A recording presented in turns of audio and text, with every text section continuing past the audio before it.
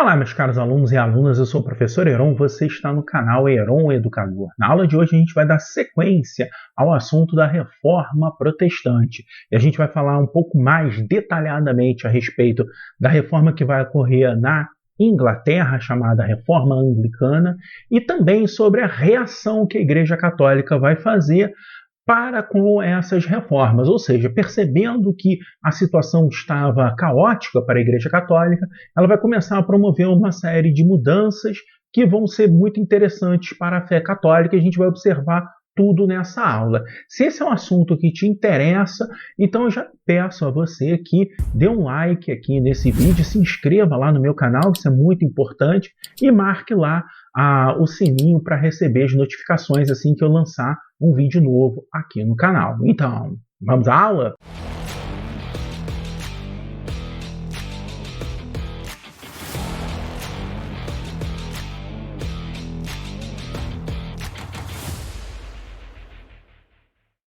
Eu começo apresentando para você aí a Inglaterra antes mesmo da reforma. A Inglaterra, assim como todos os outros países da Europa, tinha o catolicismo como uma religião principal, das mais importantes, estava sob domínio de uma igreja que não estava no seu território, né? O cerne da Igreja Católica estava lá em Roma, e grande parte das terras, né, da Inglaterra estavam sob domínio da Igreja Católica. Então era inegável que havia um poder muito forte da Igreja Católica dentro da Inglaterra. E a Inglaterra vai passar por um processo aí de centralização do poder. A gente já viu aqui em outras aulas como se dá esse processo de centralização, a criação dos Estados Nacionais modernos. Com a Inglaterra não vai ser diferente, e nesse sentido ela vai ter a necessidade de, digamos assim, fazer alguns acordos, né, entre a chamada nobreza palaciana para que você coloque uma família de reis. E esses acordos não vão ser dos mais simples. Isso vai acabar gerando uma guerra chamada Guerra das Duas Rosas, e ao final dessa Guerra das Duas Rosas você tem chega ao poder a dinastia Tudor. Dinastia quer dizer a sequência de reis de uma mesma família, nesse caso da família Tudor, e o Henrique VII ele vai ser o primeiro monarca, digamos assim, a centralizar o poder. A gente não pode citar que ele vai centralizar totalmente o poder, porque ainda havia o poder da Igreja Católica que, em certa medida, era um pouco distante dos interesses de quem vivia.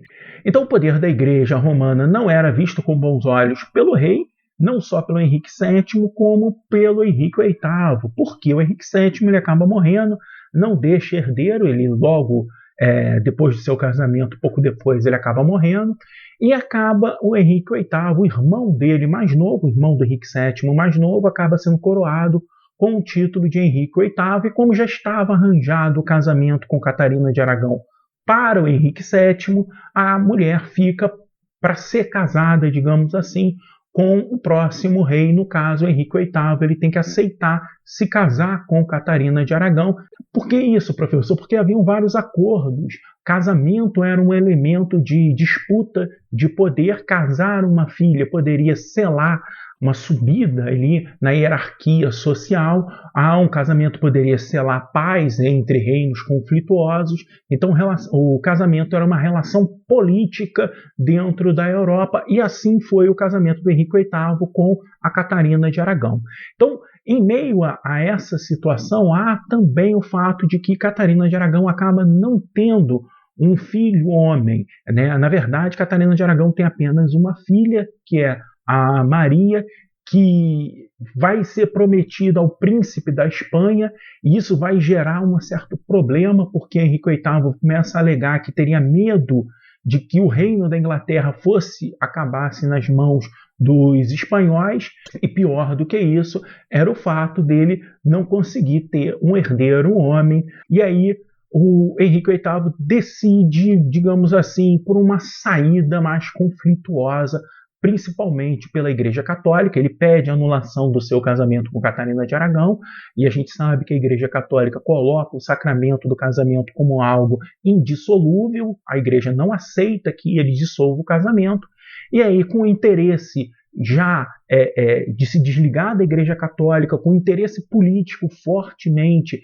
da elite, principalmente da nobreza inglesa, em se apossar das terras da Igreja Católica, tudo isso faz com que ele vá promover aí uma divisão. Então, havia, como eu disse, os nobres, havia interesse aí dos nobres e parte da burguesia no rompimento com a Igreja Católica e a divisão dos seus bens, então vai fazer com que Henrique VIII acabe rompendo, de fato, em 1533 com a Igreja Católica. Cria-se assim uma nova igreja, chamada Igreja Anglicana, e que vai possibilitar que o Henrique VIII se separe de Catarina de Aragão e possa se casar com uma de suas amante, a Ana Bolena. Vale o destaque aí, né, dica de cinema, tem um filme chamado A Outra, um filme espetacular, mostra toda a intriga palaciana que leva a esse rompimento de Henrique VIII com a Igreja Católica, muito bom. O nome do filme é A Outra. Então vale aí o destaque para esse filme. Bom, o Henrique VIII vai casar ainda depois, mais outras 5 vezes, né? Ele se separa de Catarina de Aragão, depois vai casar com Ana Bolena, Joana Seymour, Ana de Claves, Catarina Howard e Catarina Parr. E aí, com todos esses casamentos, acaba que ele rompeu lá com Catarina de Aragão, vai casar com Ana Bolena, ele não consegue ter um filho homem, na verdade, Ana Bolena vai se engravidar de mais uma menina, né, a Elizabeth, que mais tarde vai ser a rainha Elizabeth I da Inglaterra, vai conseguir ser rainha. Ele se separa de Ana Bolena, vai casar com Joana Seymour. Joana Seymour engravida finalmente de um filho homem, do Eduardo, mas ela acaba morrendo, e isso faz com que ele vá casando outras vezes. Ainda que ele tenha o Eduardo como um filho homem, Eduardo acaba morrendo também muito cedo, então o Eduardo chega a herdar o trono, chega a ser coroado rei da Inglaterra, mas por muito pouco tempo ele acaba morrendo, ainda muito novo, sem deixar herdeiro. Daí que o trono passa a ser disputado, a princípio vai ser entregue a Maria, né, a filha da Catarina de Aragão, mas depois a nobreza vai acabar fazendo uma jogada política e colocando que a Maria I não seria a filha legítima, porque o casamento não foi anulado, e aí acaba, no final das contas, o poder ficando com a rainha Elizabeth, a Elizabeth I, que decide não se casar, era chamada Rainha Virgem, né? Daí o reinado dela ser chamado de período virginiano dentro da Inglaterra, e como ela não deixa herdeiro nenhum, morre com Elizabeth I, também a dinastia Tudor. Então, é uma grande curiosidade, né, histórica você pensar que, no meio de tantas idas e vindas, no final das contas, a dinastia Tudor vai ter esse final aí, um tanto quanto trágico, né? Não vai ter o Henrique VIII a sua vontade de deixar um herdeiro homem. Tá? Bom, e o que nos interessa de tudo isso? A criação da Igreja Anglicana. É uma igreja que, a princípio, ela vai ser criada à imagem e semelhança da própria Igreja Católica, com basicamente a mesma liturgia. A gente observa aí na imagem que há muitas coisas semelhantes com a Igreja Católica, principalmente estrutura hierárquica, porém, a ideia de que o rei está acima do principal líder religioso, a igreja está submetida ao poder do rei Henrique VIII e dos próximos reis na Inglaterra. É claro que a Igreja Anglicana ela vai fazendo algumas mudanças, principalmente no reinado de Elizabeth I, onde ela vai receber uma influência também forte dos protestantes, e a Igreja Anglicana passa também a colocar, assim como os protestantes, somente 2 sacramentos, a Eucaristia e o batismo. Então ela vai sofrer a influência desses 2 lados, e a Igreja Anglicana basicamente você vai ter no chamado Reino Unido, e fora dele muito poucos fiéis anglicanos. É claro que ela vai ser uma igreja né, que vai ter representantes mundo afora, mas a sua foco mesmo vai ficar no Reino Unido. Então, como eu citei ali, a igreja é subordinada ao poder do rei, nela é possível haver a separação e o casamento, é claro. O cerne de toda a briga do Henrique VIII com a Igreja Católica tinha como pano de fundo a anulação de seu casamento e a possibilidade e o desejo dele de ter um novo casamento. A Igreja Anglicana permite sim a separação, o chamado divórcio, e um novo casamento dentro da Igreja. A gente deve observar que, no meio disso tudo, a Igreja Católica começa a perceber que ele está perdendo fiéis. Na verdade, o fenômeno da Contra-Reforma ou Reforma Católica é bem discutido no meio historiográfico se esse fenômeno é uma consequência das ideias reformistas que vinham lá atrás, desde antes mesmo do Lutero, quando se pensava na possibilidade ou na necessidade de fazer uma reforma dentro da igreja, ou se a reforma religiosa católica vem a partir do surgimento e do fortalecimento das igrejas protestantes. Seja lá como for, a igreja católica perdia muitos fiéis, então ela precisava se reformular, precisava mudar, precisava dar uma satisfação aos fiéis, mudar muito das suas estruturas, como, por exemplo, a própria missa, que tinha que passar a ser rezada, com o padre rezando de frente para os fiéis, com o padre falando as línguas locais. A Bíblia católica deveria ser traduzida para as línguas locais, para que o fiel pudesse acompanhar ali toda a liturgia da igreja. E a gente tem nesse meio termo também o surgimento o descobrimento por parte dos europeus da América. Então, até então, os europeus não sabiam da existência de quem habitava, do que existia aqui na América. E aí, com a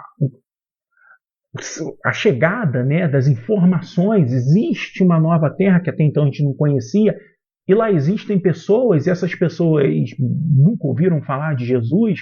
Então é necessário levar a fé católica, é necessário catequizar a população originária da América, como os próprios europeus chamavam, é necessário catequizar os índios, e nesse sentido vai ser criada por Inácio de Loyola, lá na Espanha, a Companhia de Jesus, que tinha esse objetivo, levar a fé católica, catequizar os índios.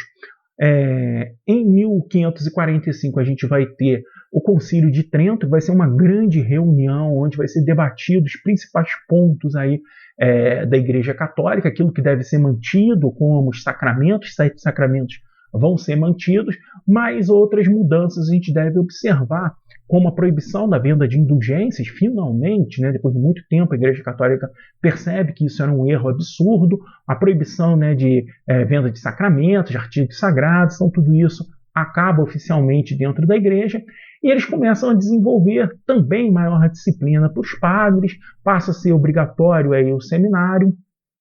Um pouco depois, em 1559, a gente tem a criação do índex, né, de uma listagem de livros que o fiel católico era proibido de ler. Para que vocês possam ter uma noção, isso foi criado em 1559 e a Igreja Católica só aboliu em 1996, né, ou seja, mais de 450 anos depois da criação do índex, ainda havia situações em que o fiel católico existiam obras que ele era proibido de ler. Claro, obviamente, as obras de Martinho Lutero e João Calvino estavam lá dentro dessas obras que o fiel católico não poderia ler.